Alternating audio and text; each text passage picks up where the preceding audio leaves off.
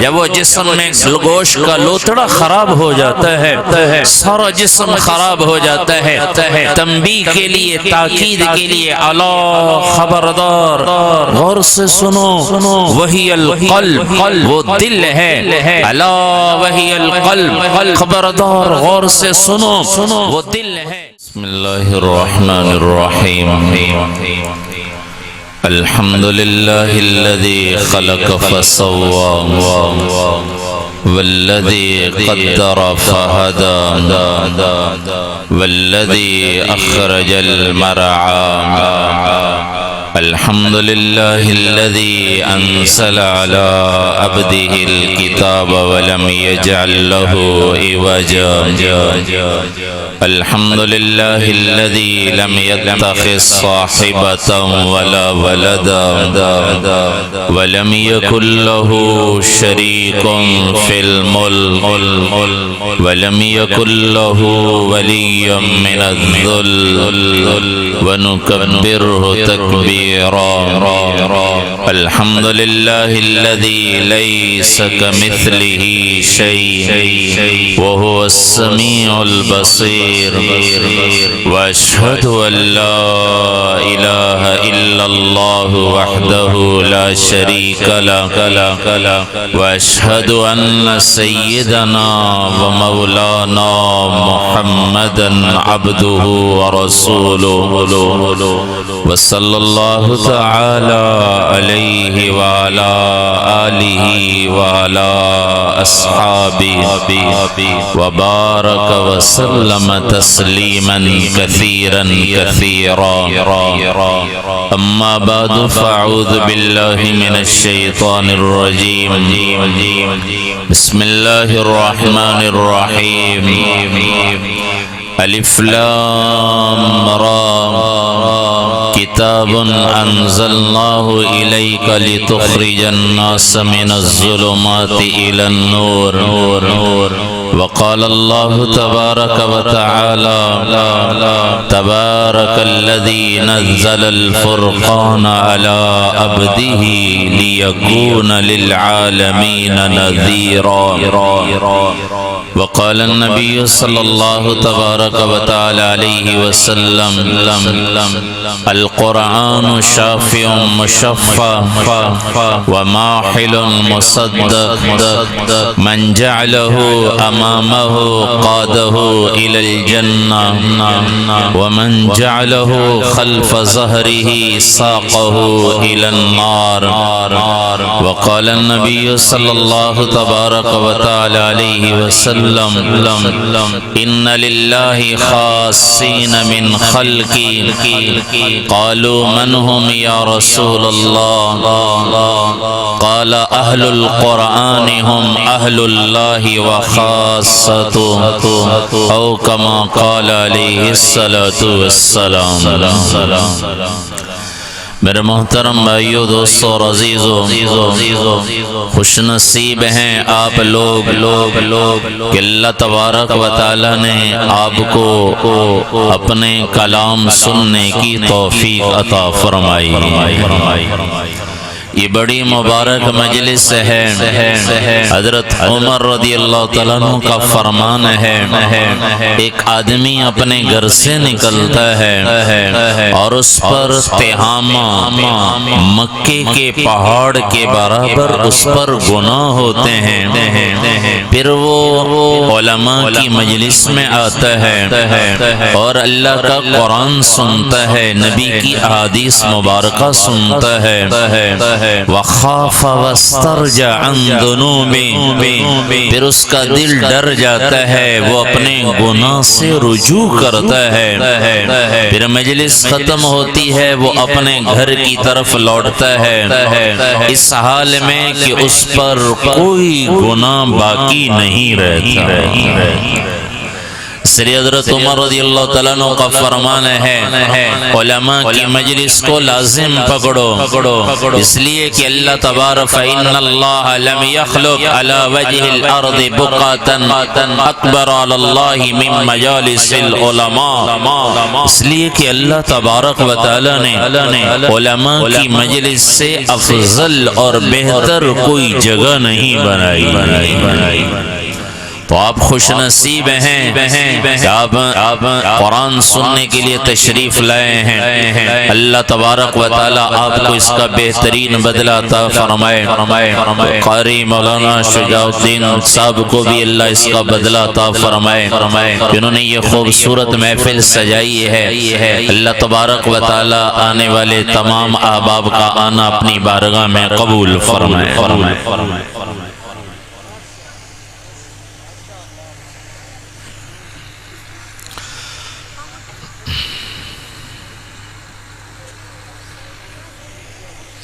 توجہ رکھیں، اللہ آپ کو جزائے خیر عطا فرمائے۔ مہمان تشریف لائے ہیں، توجہ رکھیں، انشاءاللہ تھوڑی دیر میں بات ختم کرتا ہوں۔ میرے محترم بھائیو، دوستو اور عزیزو، اللہ کی حبیب صلی اللہ علیہ وسلم کا فرمان ہے کائنات بنانے سے 1000 سال پہلے اللہ تبارک و تعالی نے سورۃ یاسین کی تلاوت فرمائی تو فرشتے سن کر کہنے لگے کتنے خوش نصیب ہیں وہ لوگ جن پر یہ قرآن اتارا جائے،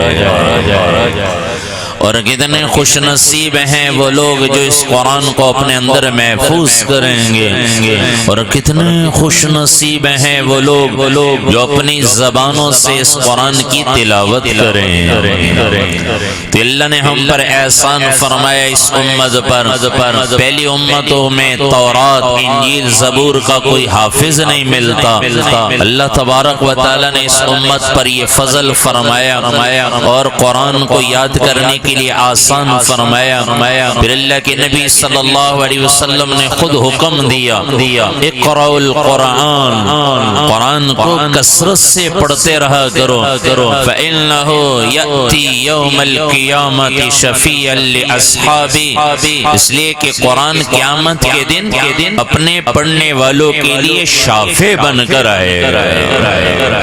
تو جس کی قرآن قیامت کے دن شفاعت کرے وہ ناکامی سے تو بچ جائے گا، کامیابی کی طرف جائے گا، اور اللہ رسول اللہ کا کلام جس کی شفاعت کرے گا تو اس سے بڑا کامیاب کوئی نہیں ہوگا۔ اس لیے اللہ کے نبی نے فرمایا القرآن شافع مشفع، قرآن ایسا شفاعت کرنے والا ہے جس کی شفاعت قبول ہے، وماحل مصدق، قرآن ایسا جگڑالو ہے جس کا جگڑا تسلیم کر لیا گیا، من جعلہ امامہ قادہ الی الجنہ، جس نے قرآن کو اپنے آگے رکھا، قرآن پر عمل کیا، یہ قرآن اسے جنت میں داخل کر دے گا۔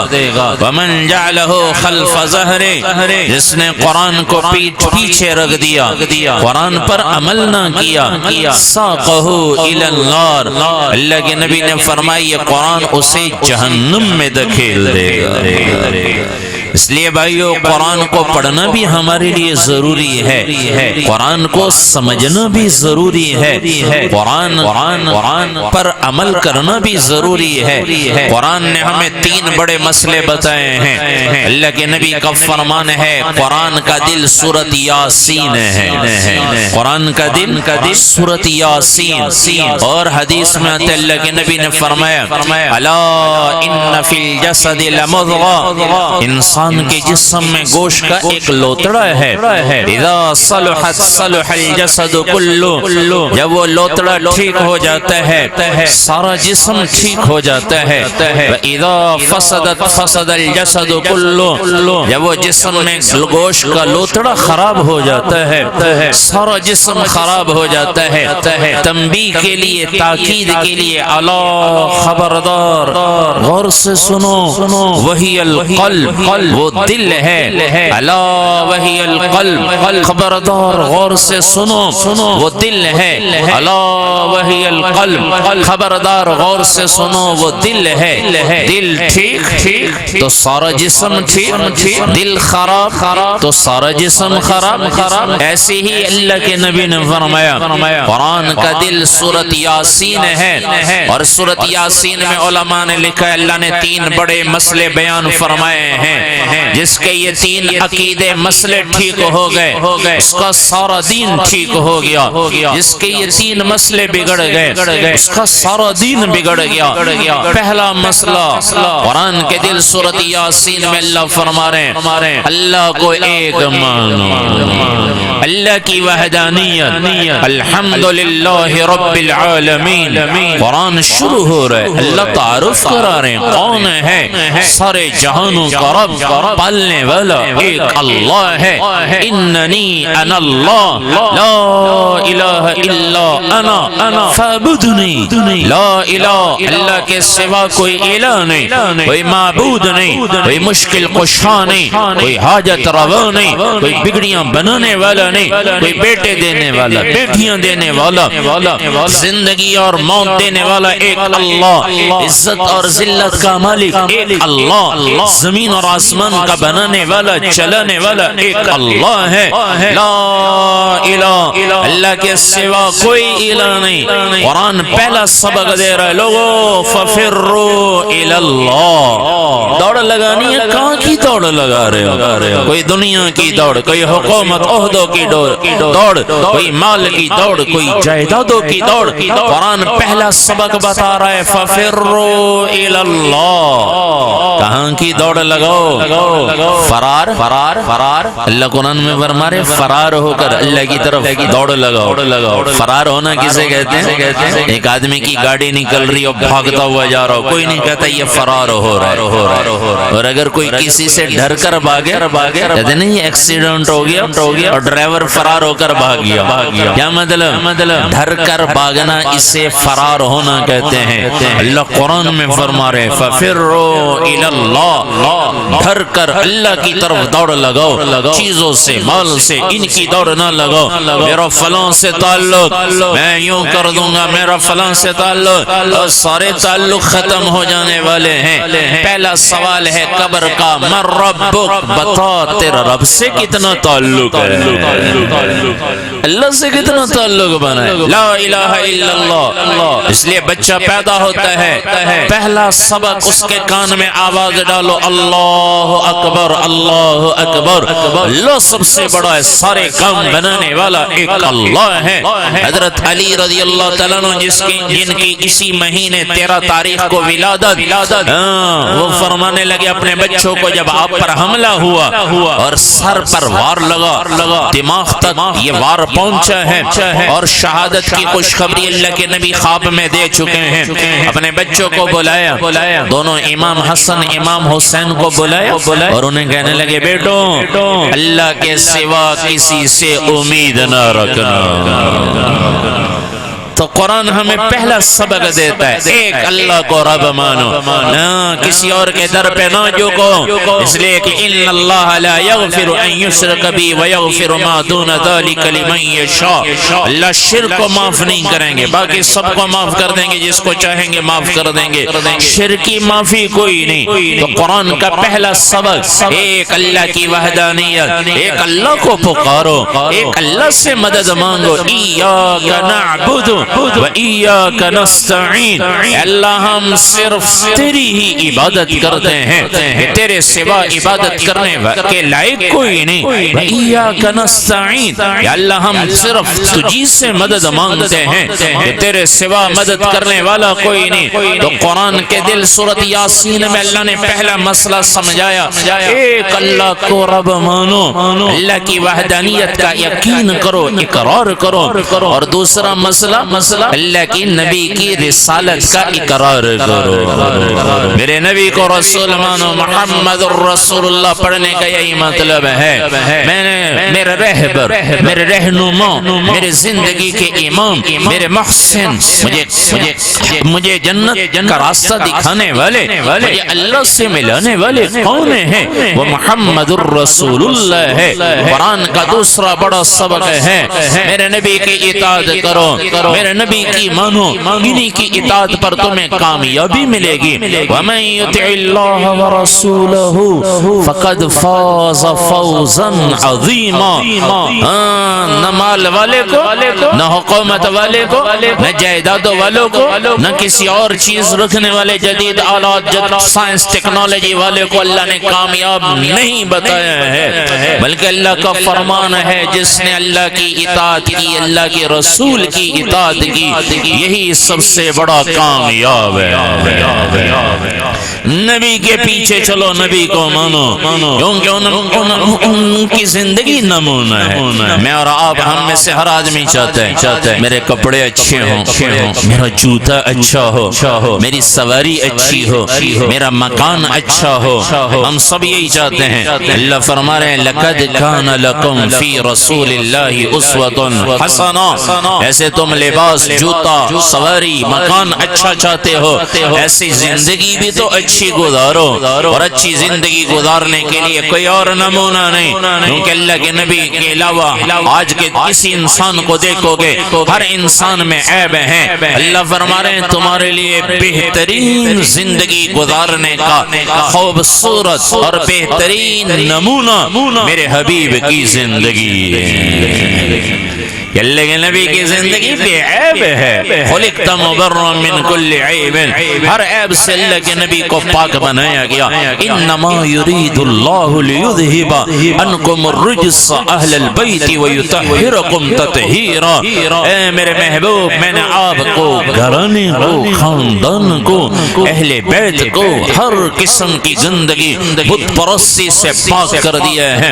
وہ کون ہے؟ وہ حضرت محمد صلی اللہ علیہ وسلم بن عبداللہ بن عبد المطلب بن ہاشم بن عبد مناف بن قصی بن کلاب بن مرہ بن کعب بن لوی بن غالب بن فہر بن مالک بن نضر بن کنانہ بن خزیمہ بن مدرکہ بن الیاس بن مزر بن نذار بن معد بن عدنان بن عود بن حمیصہ بن سلامان بن عود بن بود بن کموال بن عبی بن عوام بن ناشد بن حزا بن بلداس بن یدلاف بن طابح بن جاحم بن ناحج بن ماخی بن عیفی بن ابکر بن عبید بن الدواء بن حمدان بن صمبر بن یسربی بن یحزن بن یلحن بن عرعوہ بن عیزی بن زیشان بن عیسر بن اقناد بن ایہام بن مقصر بن ناحس بن زارے بن سمی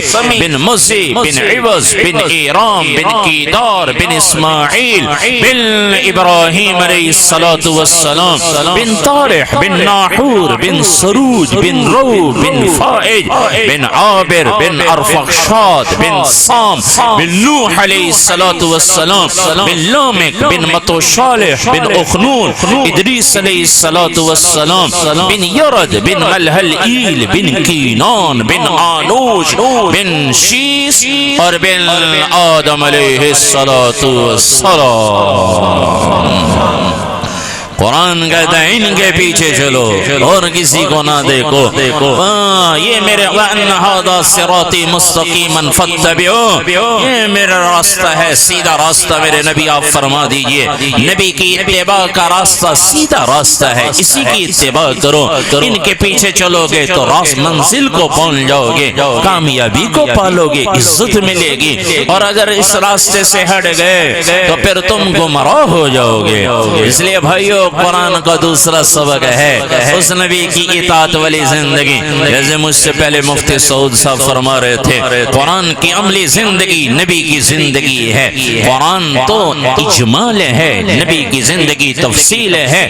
قرآن پر عمل نبی کی مبارک زندگی کو اپنانا ہے. اور یہ پہلے زمانے میں تھا قرآن کی تلاوت ہوتی تھی تو لوگوں کے آنسو بہتے تھے. حتیٰ کہ اللہ کے نبی کے پاس نصارہ کا وفد آیا, عیسائیوں کا وفد, 30 آدمی آئے اور اللہ کے نبی نے ان کے سامنے قرآن پڑھا تو ان کی آنکھوں سے بھی آنسو جاری ہو رہے. آج تو مسلمان بعض لوگ ارطغرل ڈرامہ دیکھ کر آنسو بہا رہے ہوتے. فلموں میں یا ڈراموں میں ایسے سین آ جاتے ہیں دیکھنے والے آنکھوں سے آنسو جاری ہوتے ہیں. جھوٹی چیزیں دیکھ کر آنکھوں سے آنسو جاری ہو رہے ہیں. اور قرآن سن کے ہمارے آنکھوں سے کبھی آنسو جاری نہیں ہوئے, اس لیے کہ ہم نے آج قرآن کو پیچھے رکھ دیا. کتنے ایسے لوگ ہیں, کئی لوگ ملے جی آج طبیعت خراب ہے, کیا ہو گیا, لگتا ہے آج اخبار نہیں پڑھا اس لیے طبیعت خراب ہے. اور آدمی یہ جانتا ہے سپریم کورٹ میں کیا ہوا, ہائی کورٹ میں کیا ہوا, لیکن ان سے پوچھو آج قرآن بھی پڑھا ہے, بس سستی ہو گئی. اللہ معاف کرنے والا ہے. اے بھائیو قرآن پڑھیں گے تو پھر عمل میں آئے گا قرآن, اور قرآن کی عملی زندگی میرے اور آپ کے محبوب نبی علیہ السلام کی مبارک زندگی ہے. یہ تو پہلے تھا چمن میں جس گل شہ گل کا تجمل تھا, ہزاروں بلبلیں تھی باغ میں ایک شور تھا ایک غل تھا. کھلی جب آنگ نرگس کی نہ تاجز خاربا کی, بتاتا باغبا رو یہاں غنچہ یہاں گل تھا. ایک وقت تھا جب مسلمان قرآن پڑھتا تھا اور قرآن سنتا تھا تو اس کی زندگی بدل جاتی تھی, انقلاب آتا تھا. ہماری زندگیوں میں انقلاب آئے گا تو قرآن سے آئے گا. تو طفیل بن عمر دوسی شاعر ہیں, کافروں نے کہا جاؤ نبی کو کلام سناؤ, اور ان کی نہ سننا, اپنے کانوں میں روئی ڈال کر آئے اور اللہ کے نبی کے سامنے آ کر اشعار پڑھے, اپنا کلام سنایا. اللہ کے نبی سنتے رہے, پھر دیکھا کہ ان پر تو اثر نہیں ہوا. عرب میں شعروں کا بڑا رواج تھا اور بڑے اثر لیتے تھے. پھر نبی کے سامنے پیشکشیں رکھی, جب وہ بھی اللہ کے نبی نے قبول نہیں کی, پھر جب تھک گیا اللہ کے نبی نے فرمایا تمہاری بات پوری ہو گئی. سارے لایا کہ ہاں پوری ہو گئی. کانوں میں تو ڈانٹ تھے نا, روئی ڈالی ہوئی تھی. کافروں نے کہا تھا ان کی نہ سننا. اللہ کے نبی نے جب فرمایا تمہاری بات پوری ہو گئی, کہنے لگے پوری ہو گئی. سر ہلا دیا. پھر اللہ کے نبی نے قرآن پڑھنا شروع کیا. بسم اللہ الرحمن الرحیم, حامیم تنزیل من الرحمن الرحیم, کتاب فصلت آیاتہ قرآن عربیا لقوم یعلمون. اللہ کے نبی نے قرآن پڑھنا شروع کیا اور طفیل بن عمر دوسی سن رہے ہیں, یا عتبہ کے بارے میں بھی آتا ہے اور نام بھی آتے ہیں, وہ سن رہے ہیں خاموشی سے. پھر خیال آیا میں تو شاعر ہوں, میں کسی کے کلام سے کیوں اثر لوں, سنو تو صحیح کیا کہتے ہیں. فوراً کانوں سے روئیاں نکالے اور اللہ کے نبی کی زبان مبارک سے نکلا ہوا قرآن جب ان کے کان کے راستے سے دل تک پہنچا ہے, دل پر اثر ہوا. اللہ کے نبی جب اس آیات پر پہنچے فَإِنْ أَعْرَضُوا فَقُلْ أَنذَرْتُكُمْ صَاعِقَةً مِثْلَ صَاعِقَةِ عَادٍ وَثَمُودَ. جب اس آیت پر پہنچے تو اٹھ کر اللہ کے نبی کے منہ پر ہاتھ رکھ دیا, بس کیجئے. اور ابو جہل بھی کہنے لگا اس کا تو انداز ہی بدل گیا ہے, لگتا ہے اس پر بھی اثر ہو گیا.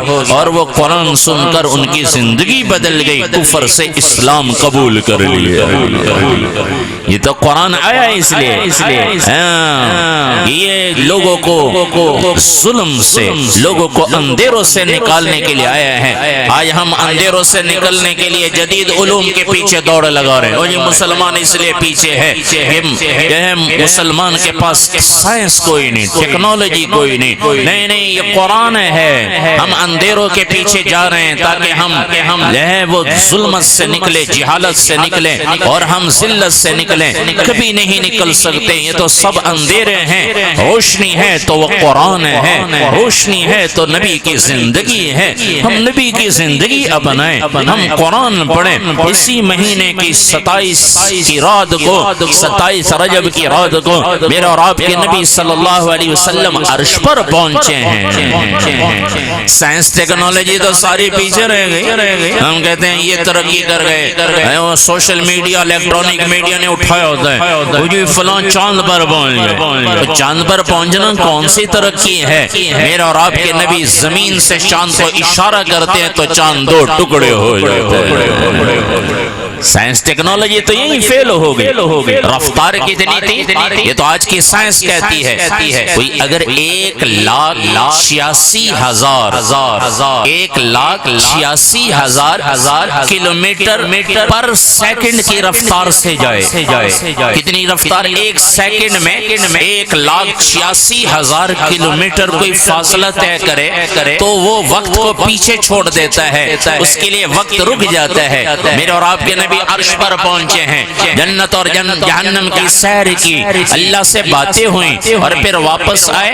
پانی بہ رہا ہے، کنڈی ہل رہی ہے، بستر گرم ہے، وہ وقت وہیں رکا ہوا ہے۔ کیا مطلب؟ آج کے سائنس والے باقی تو اللہ جانتے ہیں، لیکن آج کے سائنس کے مطابق نبی کی راکٹ کے بغیر بھی رفتار 1,86,000 کلومیٹر پر سیکنڈ سے زیادہ تھی۔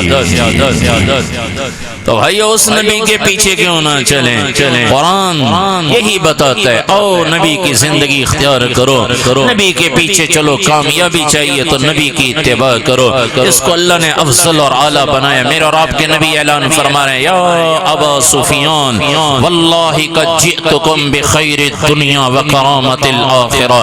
اے ابو سفیان، اللہ کی قسم میں اللہ کا نبی دنیا کی خیریں بھی لایا ہوں، میں آخرت کی عزتیں بھی لایا ہوں۔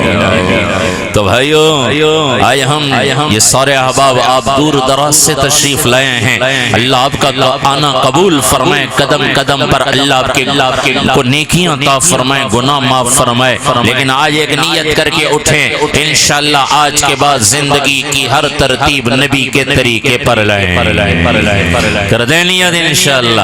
تجارت بھی کریں، ملازمت بھی کریں، زراعت بھی کریں، کھیتی باڑی جو شعبہ ہے کریں، لیکن علماء سے رہنمائی حاصل کریں۔ میرے نبی کا کیا طریقہ ہے؟ میرے رب کی قسم اس کے بغیر نہ دنیا بنے گی نہ آخرت بنے گی۔ قرآن کا یہی پیغام ہے۔ صحابہ انہوں نے قرآن پر عمل کیا۔ صحابہ ایک لوگوں کو کہتے تھے یہ ہمارا قرآن جا رہا ہے، یہ ہمارا قرآن جا رہا ہے۔ کیا مطلب؟ اس کی زندگی قرآن کے مطابق ہے۔ آج ہم کسی کو کہہ سکتے ہیں ہمارا قرآن جا رہا ہے؟ ہماری زندگی نبی کی زندگی سے ہٹ گئی۔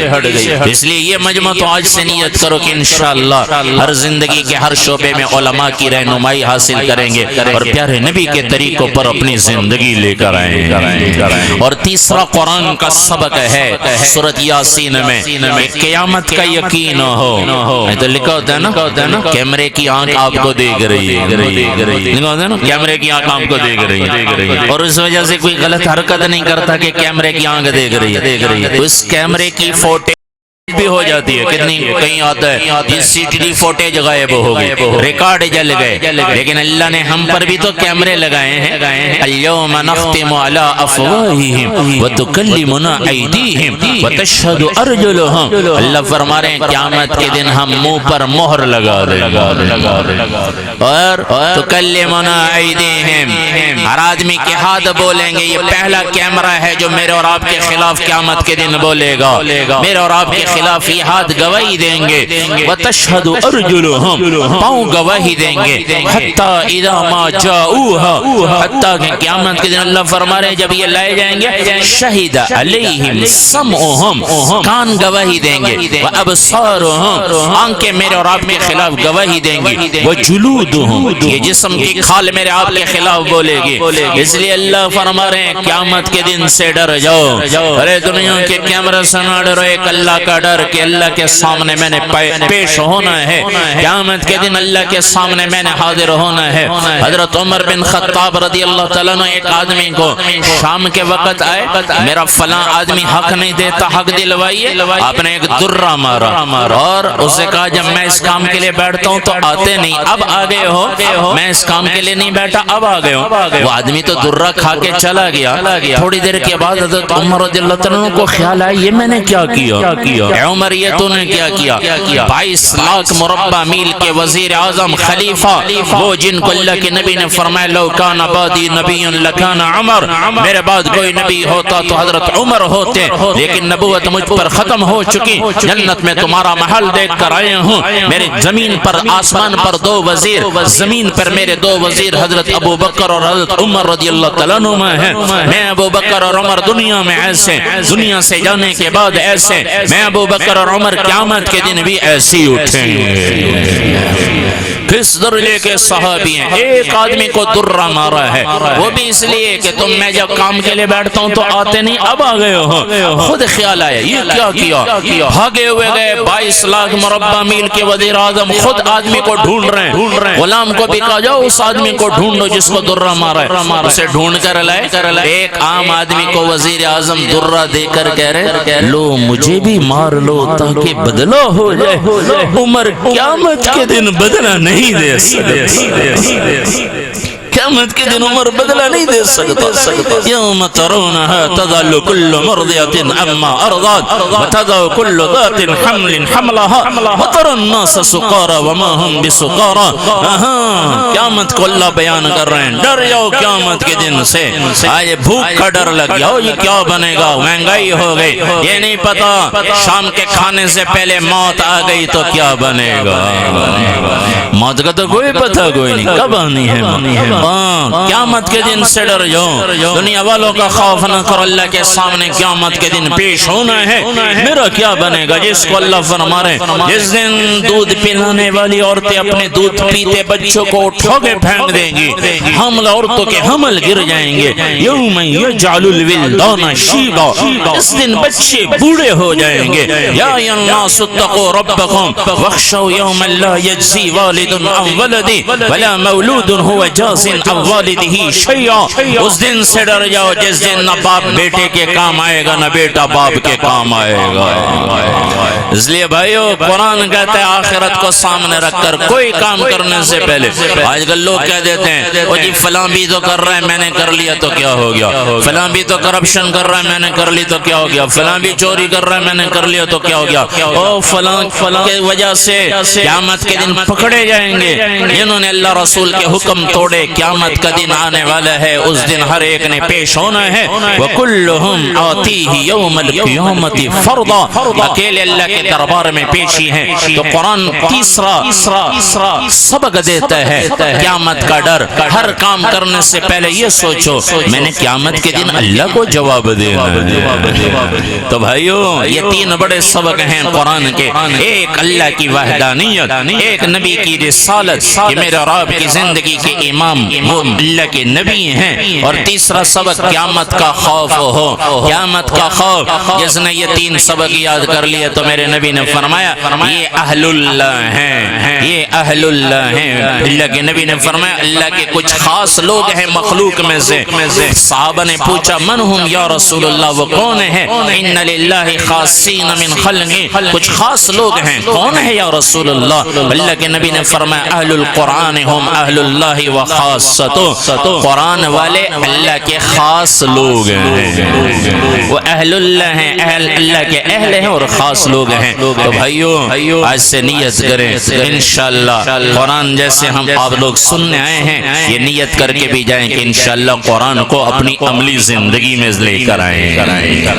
اور قرآن کا ایک یہ بھی حق ہے کہ قرآن کی اشاعت کو عام کرنا، قرآن کی اشاعت کو عام کرنے کے لیے جیسے مدارس ہیں ان کے ساتھ تعاون کرنا، قرآن قرآنی مکاتب ہیں، دینی مدارس ہیں، ان کے ساتھ تعاون کرنا۔ تو بھائیوں آج سے ہم نیت کریں انشاءاللہ ہم اشاعت میں بھی آگے آگے رہیں گے، عمل میں بھی آگے آگے۔ اللہ سے دعا ہے اللہ تبارک و تعالی ہم سب کو قرآن پڑھنے، اس پر عمل کرنے اور اس کو آگے پھیلانے کی ہمیں توفیق عطا فرمائے۔ اللہ مولانا قاری ضیاء الدین صاحب کی اس محنت کو، اس محفل کو اپنی بارگاہ میں قبول فرمائے، پورے عالم میں قرآن کے زندہ ہونے کا ذریعہ بنائے۔ اور ایک آخری بات، ہم تبلیغ والے تو آخر میں اپنی بات ختم نبوت کا مطلب یہی ہے کہ اللہ کے نبی آخری نبی ہیں اور قیامت تک کوئی نبی کوئی نہیں آنے والا۔ اس لیے بھائی ختم نبوت کی وجہ سے یہ تبلیغ کی محنت ہمارے ذمہ ہے، ساری دنیا کے انسانوں تک دین کا کام پہنچانا ہمارے ذمہ ہے۔